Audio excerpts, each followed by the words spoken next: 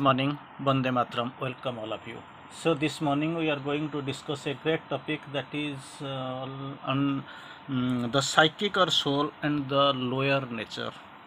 So this is the topic of discussion. We know soul and the psychic already little bit we are aware of, but thing is that how it is related to lower nature, that is the point of discussion. It is from Sri Aurobindo's philosophy, Sri Aurobindo's writings. We will try to quote it very interestingly right now. So the already we know soul is psychic, but in the soul in the process of development turns into the psychic being. Already we know psychic being, it helps in the process of the evolution. It takes a greater part. Everything we are well aware of. Now itself we are going to discuss little bit. Of course we want to know it, read little bit from Sri Aurobindo. Sri Aurobindo quotes in the very initial line, all belongs to nature. Very interesting. In smaller part of this sentence, we can know, you can imagine a great thing. All belongs to nature. The soul itself acts under the conditions and by the agency of the nature. Even the soul, we know, spark of the divine. It is beyond the touch of death and death, of course. So it is immortal. It can't be replaced. It can't be, of course, blown out. It can't be burned. We know so many ways we describe the soul. It is the spark of the divine. But the thing is that here in the course, it also the soul itself acts under the conditions and by the agency of the nature. Again, Sri Aurobindo tries to quote, the moral of the condition you describe in yoga should not be done, but you two have to go steadily healing the rift between the two parts of the being. Two parts of the being, there should be proper harmony, and of course it must be steadily healing the two parts. The division of very usual, one question here in the course, the division of the very usual, almost universal in human nature, and the following of the lower impulse in spite of contrary will, and the higher parts of that happens almost to everybody. So Sri Aurobindo quotes something from, of course, giving example from Gita. So it is the phenomenon noted by Arjuna in his question to Sri Krishna. The beautiful question, that was a grand question. It was asked to the Grand Master. Why does one do evil? Even though one wishes not to do it, but he does, as if compelled by its force. But this is the question: why people go, even if they are not interested to do evils, why they do the evil? That is the question. Is it something like that they are compelled by the force? Then immediately or expressed sententiously by the Ovid by so we know, but the thing is that by constant effort and aspiration one can arrive at a turning point. Two conditions are required. By constant effort and aspiration one can arrive at the turning point when the psychic asserts itself, and what seems a very slight psychological change or reversal alter whence the balance of the nature. So everything, this force is there, it is acting. So man, everybody, it is under the influence of the nature. Again, here in the course, for every soul is not awake and active. Very true. Every soul is not awake and active. Even not nor is the very every soul turned directly to the divine. Three things is there. Every soul is not awake or and active, and every soul is not turned towards the divine before practicing the yoga. If it is the process of yoga, then thing is something different. But before yoga, soul is not active or awake. Second, not turned towards directly to the divine before yoga. So for a long time, it seeks the divine through men and seeing things, who is much more than directly. So through man, it seeks not directly to the divine. That is what, because it is in a passive stage. It is not in direct contact with. It is not that much prepared before doing the yoga. So it is not active and of course awake.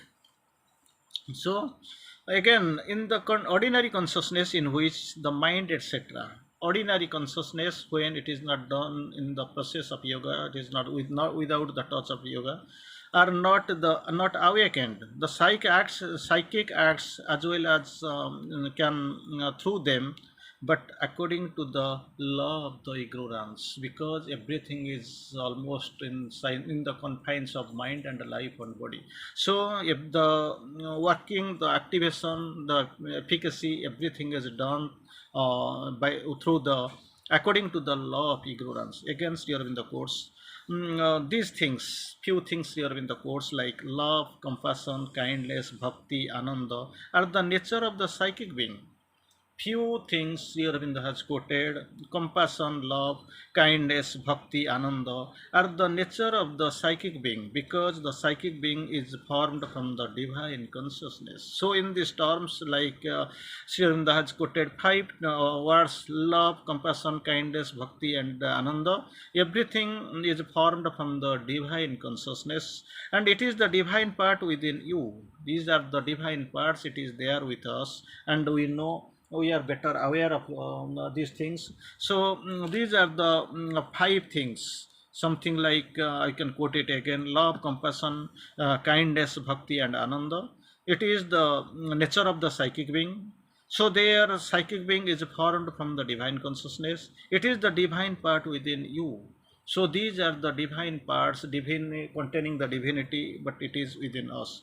But the lower parts are not yet accustomed to obey or value the influence and the control of the psychic. Lower parts, they are not accustomed, they are not aware, they are not prepared, they are not ready to come under, to either to obey or value the influence and control of the psychic.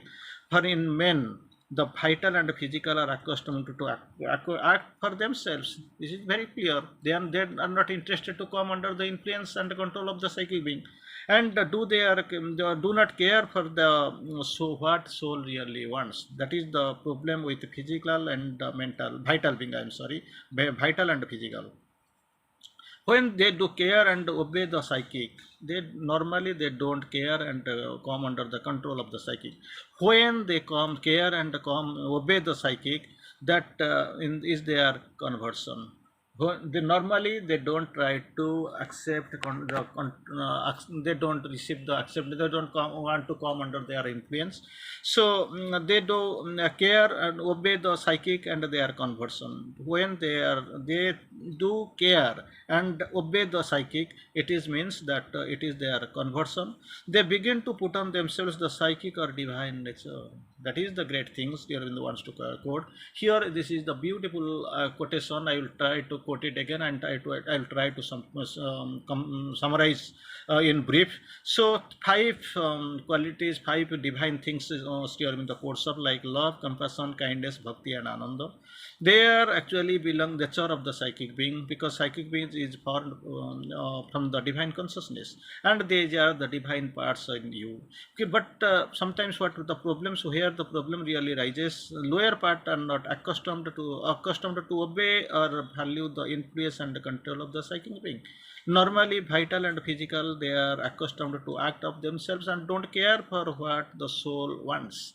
And once again, sometimes when it starts, this vital and physical, they start to obey and care the psychic, then the conversion starts, and they begin to put on themselves like psychic or divine nature. That is a great thing. So these layers, their conversion starts, and they start to obey the psychic. With the conversion, when they obey the psychic being, and the second thing, it is begin to put on themselves the psychic or divine nature. Again, here in the course, psychic is the support of the individual evolution. Already we have discussed in many terms, many ways, many formats we have discussed.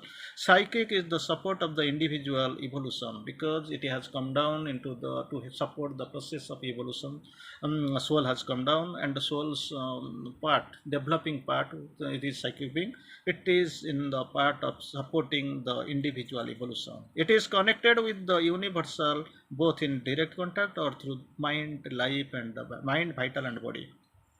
So, psychic indirect supports the individual evolution. The working comes by connected to the universal by two ways, either the direct contact or through mind, life, and body. Again, Sri Aurobindo quotes, it may be said that psychic of the psychic that it is that luminous part of our being. We know we don't care, even we are not aware, but thing is that very fluent, very clear that psychic being is the luminous part of our luminous part of our being, because the psychic in the touch of the divine and the projection of the divine into the lower nature. Why, how? Already in the luminous part of our being is psychic. Why it is luminous? Because it is in touch of the divine, number one.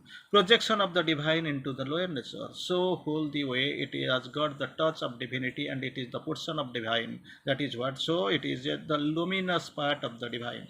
But the inner mind, vital and the physical are the part of universal. Thing is that very interesting. We know external mind, vital, physical. Then comes the inner mind, vital and physical. Then comes the inmost being, in psychic being. Psychic from you come from the innermost to outwards. You will find the psychic being, which is the luminous part of the being, and it is in direct touch with the divine, and it is luminous because it sometimes it is in direct contact with the divine, or it is from the projection of the into the projection of the divine into the lower nature. So this is the luminous part, it is the divine part, divine projection, everything is packed with divinity, so divine only. But the inner mind and vital, after the inmost being comes the inner mind and vital, that is the part of the universal and open to the dualities. In the external it is the inmost being, open to the duality. In the inmost it is in connect with the psychic being. Only they are wider than the external mind and vital and body. In the very first part, three layers. Inmost you can find the psychic being, outermost external mind, vital, physical. In between we can feel the inner mind, inner vital, inner physical, inner mind, inner vital, inner physical, that is connected in both ways to outer external mind, life, vital, and the inside the inmost, of course, psychic. So they are wider than the external mind and vital and physical, and can receive more largely and easily the divine influence. It is the connecting link, it is the intermediary, of course, this is the connecting layer.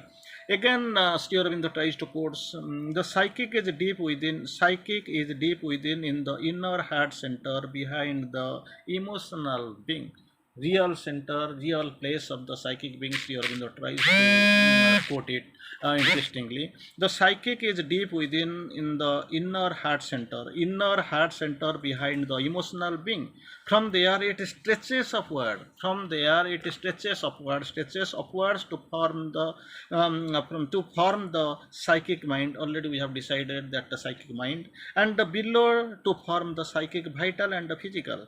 So very interesting. It is interesting to know the psychic, the place of it's a real place where true place is there. It's deep within in the inner heart center behind the emotional being. It is the center from where it is stretches in byways. In one, from where it stretches upward to form the psychic mind, and stretches below to form the psychic vital and physical. But usually one is aware of this only after the mind, vital and physical are subjected and put under the psychic influence. Otherwise this is the things are not coming under the direct psychic influence. Very interesting, very impossible for everybody to know. So for that only it is interestingly, it is really the need of the time is that it must be able to do some sadhana. That is the only thing, that is the only thing is the necessary. Again, we'll try to conclude with a beautiful quotation from Sri Aurobindo. Sri Aurobindo quotes it, interesting, the form, the real thing Sri Aurobindo quotes. It is to be noted that the all belongs to the nature. Very interesting. All belongs to the nature. The soul itself acts under the conditions and the agency of the nature. That's what to be taken care of. Vande Matram.